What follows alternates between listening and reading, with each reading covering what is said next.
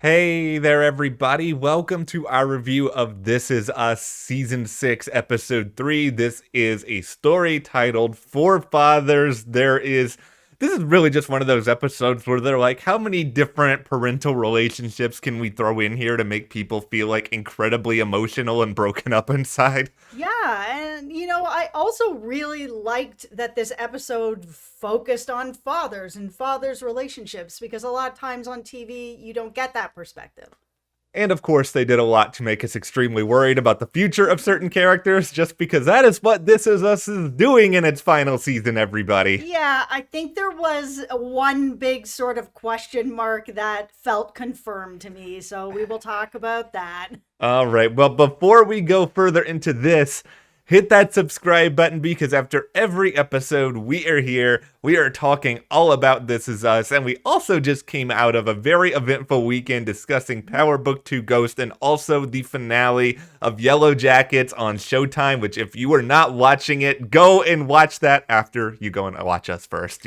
Priorities here. Yeah, no, Yellow Jackets is great. If you're not watching it, you really should be checking it out. It's great. Also, follow us over on Instagram, Matt and Jess TV. Okay, All so right. before we get into everything, there's a lot of different timelines going on. So I just want to kind of set the stage with a reminder of sort of what all the timelines are so that as we get into this, if you're confused by the timelines, because it is confusing, to be honest.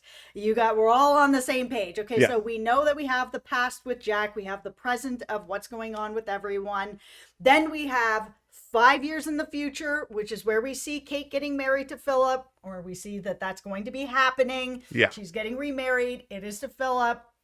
Then we have 10 years in the future, which is Rebecca's deathbed. So that is where Kevin's kids would be about, I don't know, 10 or 11. And Jack Jr., baby Jack, he would probably be about, I don't know, I want to say maybe 12 or 13, something like that.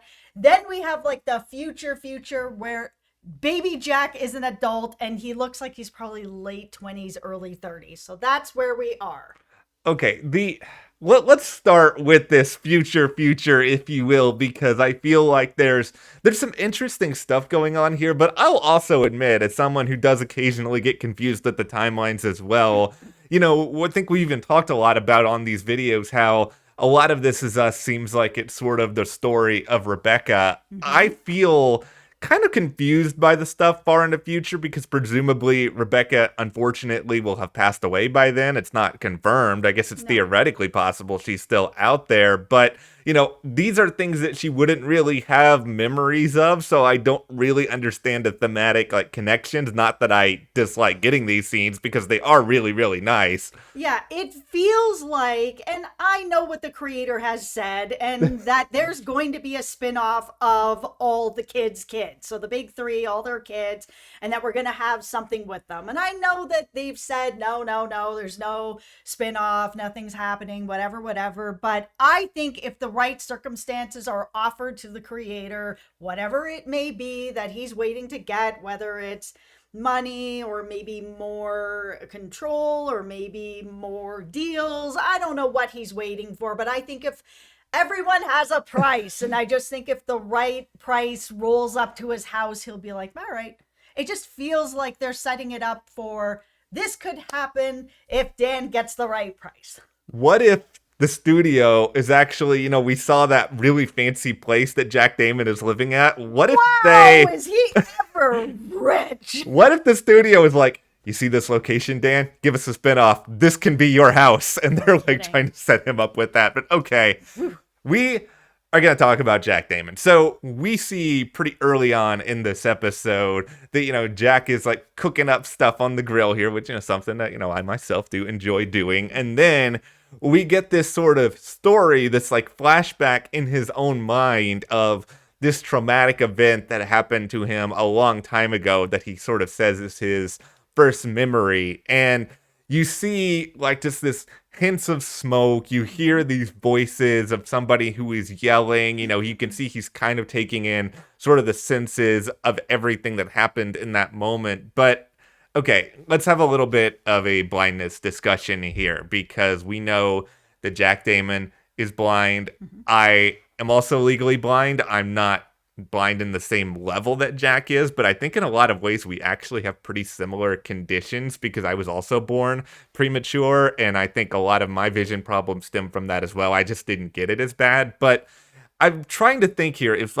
Let's just say I don't have my glasses on, and let's say I'm trying to remember something that happens in this state, I think I would see something kind of similar to what Jack saw, just not as muddy. I think I could see a couple of shapes a little bit clearer, but I don't think the show did a particularly good job of sort of reminding people of what Jack could see and not see after watching that memory. I think they kind of set it up to be a little confusing. I agree, because after, like, it's been a long time since they talked about what Jack's condition is Yeah. and if he can see anything at all. So when I first saw that scene, I was like, how does he have a memory of smoke at 3 if he's never seen smoke before because he can't see? That why didn't the show give us something that's a little more like his hearing, or coughing, or something else that's happening to him that he can't see? Because if that's what they've been sort of showing or telling us all these seasons ago, like, I was kind of confused at first. I was just kind of like, how is this a thing? He can't see. Why would he know what smoke looks like? I don't get it. I think the show needed to kind of remind us how much he can or can't see. If it's just, a little bit of shadows, or, can he see nothing? Like, it just wasn't that clear. And with how many seasons there is, I don't think that it's, unreasonable for the show to kind of give us just a little bit of a reminder. And they had opportunities with that in this episode, because they were showing, Toby coming back from work, being like, oh, I bought him this football so he can feel it. It has sound. He can hear it. He won't be able to see it, but he can hear it. He can touch it. And it was this kind of reminder of, okay, he cannot see. Yeah. But then he just had this memory of a vision of smoke, and I was just like, okay, we got to go back and rewatch. Yeah, this took a little bit of rewatching. This took a little bit of research, and it's just one of these sort of things where, if we do not have, this profession that we are in, like, I could easily see a lot of people out there just watching this and kind of being like, okay, what makes sense with some of this? And I do understand the idea of this being sort of Jack Damon's first memory, because I sure as heck don't remember a lot from when I was, 2 or 3 years old, but I had an incident where I kind of remember almost drowning, like jumping into a pool, and like that's probably the first memory that I have. And I think for a lot of people, like the first thing that's kind of ingrained in your mind, very rarely, unfortunately, and it would sure be nice if people's brains worked like this, usually it is something bad that happened, and that's the reason why you remember it. So we have we're going to continue on this path here with Jack, because he has this memory of sort of the smoker and his, we saw at the end of this episode, Toby's like, listen, like, I really want to buy this smoker. I want us to start having like more family time at home. Life is passing me by. I am missing out. We are all missing out. My kids are starting to get to that age that they're going to start having memories, and they are going to be missing out. And he wants to buy this smoker. So then we have, of course, this vision from this memory from Jack, where he's like, oh, one of my first visions and memories is, choking on smoke. He's got this scar on his head, so something clearly has happened to him at that time. And then his wife confirms to me what I was worried about. So there's been theories that, Kate is going to marry Philip, and it looks like that's been, talked about quite strongly that it's happening. And then we see Toby in the 10-year timeline at Rebecca's showing up, or at Kevin's to show up for Rebecca's sort of last goodbye sort of thing. And we haven't seen Kate yet. Yeah. But in this future where Jack Damon is talking about, the smoker and the memory and whatever, his wife says, I don't know why you hold on to this thing. This is the day that your parents' marriage fell apart. Yeah. And there was no sort of rebuttal or anything from him to be like, yeah, but they got back together later, or, I hear you, but there's nothing. He's just kind of like, yeah. They're not getting back together. It No. feels confirmed. It's done. Yeah, it's done. And from what we can sort of gather, whatever happens here with this smoker, which, interesting choice in family gift, by the way. Here's a smoker, which, very, very small children probably are not going to be using anyway, but that's neither here nor there. Yeah, I got questions about that too. Why is 3-year-old Jack Damon up above the smoker? Like, Yeah. I don't know what's happening here. We'll find out, I'm sure. It like, if this is the beginning of the end, like, it just seems like maybe it was an accident, which is not really something to end a marriage over, but we don't know. Yeah, we don't know a lot of the context, but here's what I do know. Many, many years ago in This Is Us seasons past, it was a crock pot that ended up leading to the undoing of Jack Pearson. Meanwhile, a smoker ends up being the cause of Kate and Toby's marriage. Next thing we're going to know, Randall is going to burn his foot on the George Foreman grill. Right, that's been done. I know it's been done. But we're in this situation now. This is the thing. Like, Jack said that's the day the marriage fell apart. But we have all been watching their marriage kind of unravel. And it's unraveling in this episode too. Like, we see how hard this is on both of them. They're both having a hard time being apart all this time. We even see Kate kind of like, she's juggling working and being alone with the kid. She's like, oh, I'm so thankful that Kevin's here, because if he wasn't here, I don't know how I'd be able to continue sort of working myself or doing everything that I'm doing. Like, there was just be no way for this to work out. And then we've got Toby's kind of like, oh, my life is, missing me by. And, it's still his choice, and I still stand on this. It's kind of like, you chose, you wanted to work. I understand. You wanted to bring in money. It had been a long time since you had a job. You took what you could get. Cool. The show hasn't mentioned at all that he's actually looking, that this is temporary for him, and that he's looking to get a job closer to home. This is a situation that can work. Of course, there are people that have to be separated for work. Yes, it absolutely can work.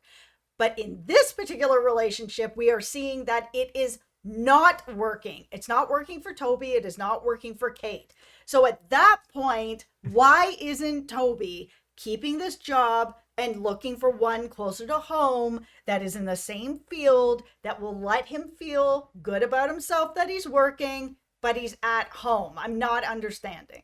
It could have been an easy fix, too. This could have been just a line that they wrote into the script where Toby is saying, this really sucks, but I'm trying to find something closer. It's just not working out. Because the other thing is, it's not like we're seeing, Kate and her family, and Kevin. It's not like they're living out in the boonies. Like, they're living in Los Angeles. There's a booming tech market out here on the West Coast. I tend to think there would be a job opening for someone as qualified as Toby a little bit closer to home. So it would be nice to have some sort of update on that. And I get that on some level, Toby is obviously trying to be, this dad who cares and shows up for his kids and arrives and does all the kissy face stuff and all of that sort of stuff. And that's great, but that doesn't really replace the bigger problem, which is time. There's no replacing time.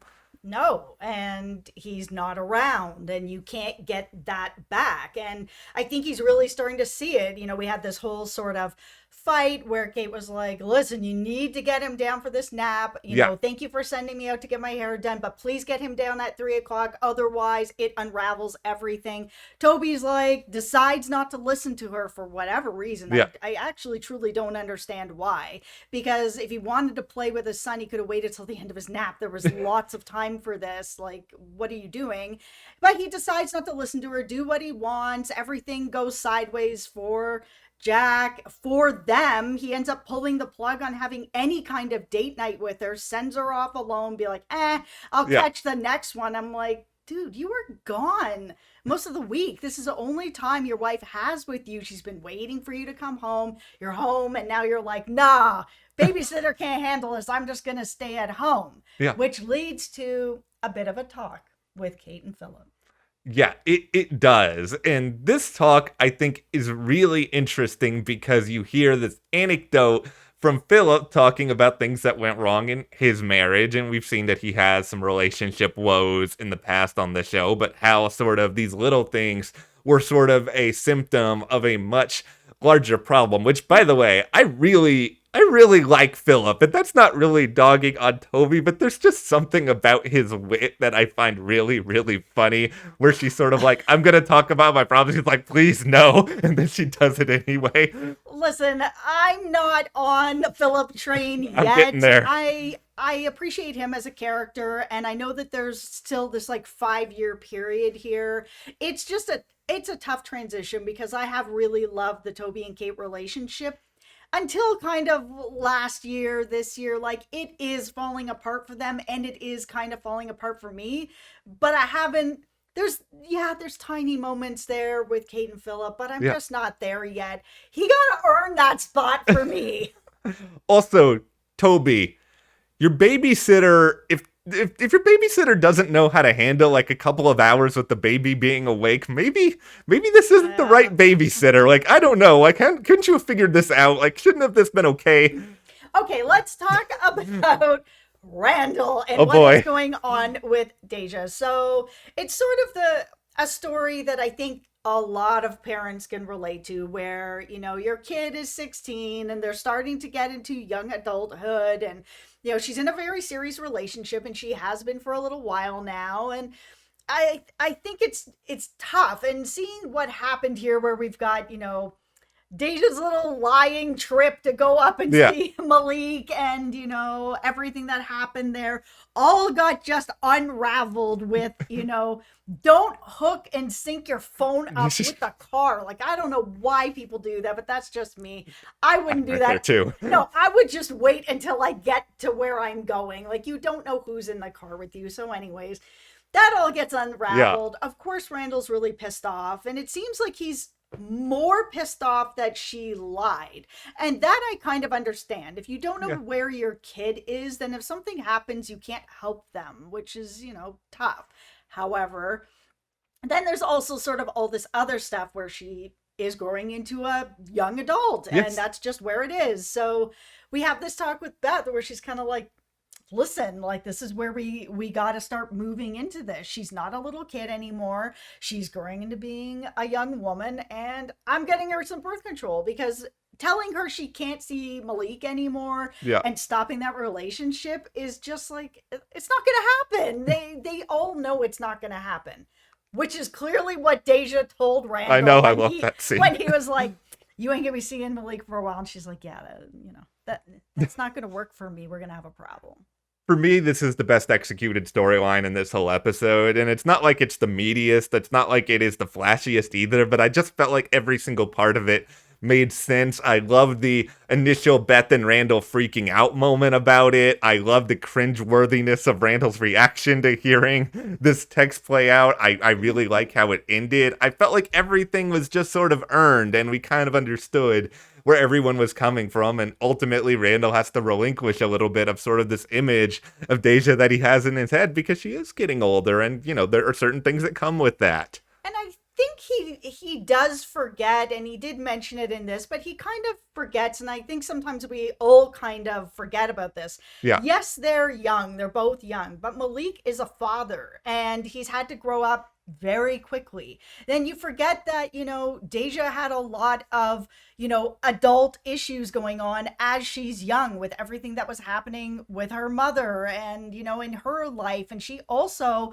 had to grow up a little faster than maybe, you know, other people do. And if you don't take those things into consideration when you're really looking at the whole picture of who Deja is, yes, she is 16, but she also has a lot of life experience, and so does her boyfriend. They are in a different pool.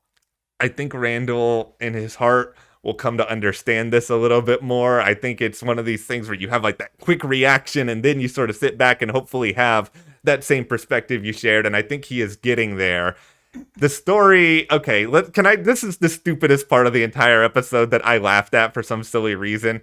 Kevin, at the table read for the Manny, this revival, why is the new Manny taking his shirt off at the table read? It's like the whole purpose of the table read is to read the lines, not be like, look what I got under here, and just like cleaning the tits was so dumb. I laughed. It was, but I think that was the point of it. But no, we saw Kevin really going through what I think a lot of people who co-parent go through, which is you don't get to see a lot of your kids. You don't get to see enough of your kids. There's never enough of your kids. And you start missing out on first moments. And all of that is coming for him where he's like, oh, my kid ate a carrot today. And guess how I learned? A carrot emoji. Like, I was just like, ooh, that is tough. But you are in a co-parent situation here. And I don't know. Madison said something where I was just kind of like, you should have just married Kevin then. She was talking about how, they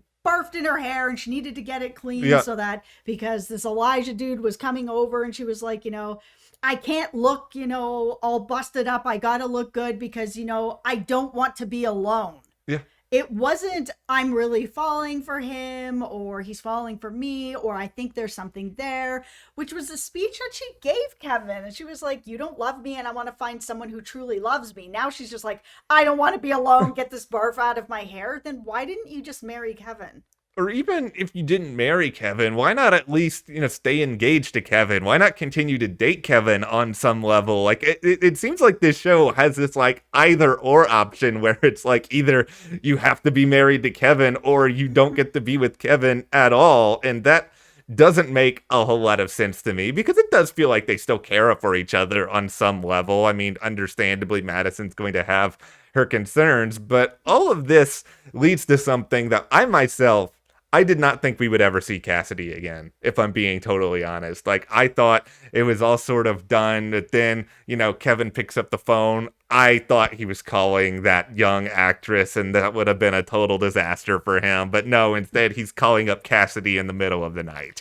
I didn't think he was going to. I had trust in the show because the show hasn't really done me dirty, really going along here, where they have given Kevin so much growth. They've done it at a really good, solid pace. And because it's the final season, watching him have such a slip back at this point to just call up his 25-year-old co-star for a hookup, I just don't know how that would really sit with a lot of people. No. It's just like, why are we on this journey to watch this all unravel? It's like, the Grey's Anatomy story with Alex. We ain't gonna get too far into that, but it's just, I really didn't think that's who he was contacting. I didn't know who he was contacting, but it felt like he was reaching out to somebody to not make a mistake.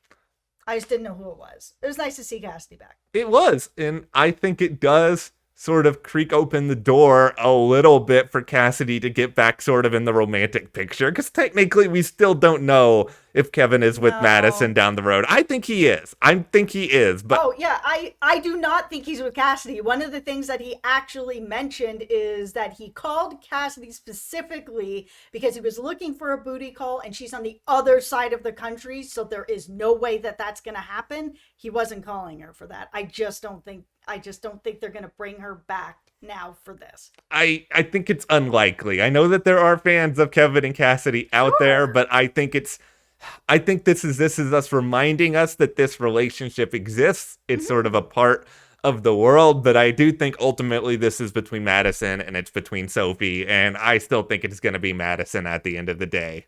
I will say this, and it's because we're 24 minutes into the video, and I know that there's lots of Sophie fans out there, and I don't dislike her in any way, but I am really glad that he did not call Sophie for this.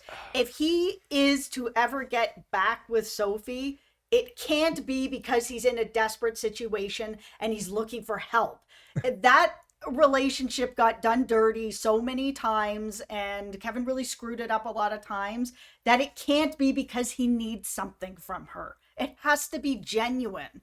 How messy would this video have been if he had called up Sophie? We would have been so pissed. Like, it's enough. It's enough. And he's grown past it, and I'm glad that he has. All right, well, this is season 6, episode 3. We're clearly going to be on the road to some big stuff here. I mean, Jack got some very devastating news about his mom at the very end of this episode, and we'll see exactly where that goes. But of course, hit that subscribe button, give this video a like, and we will see you here next time.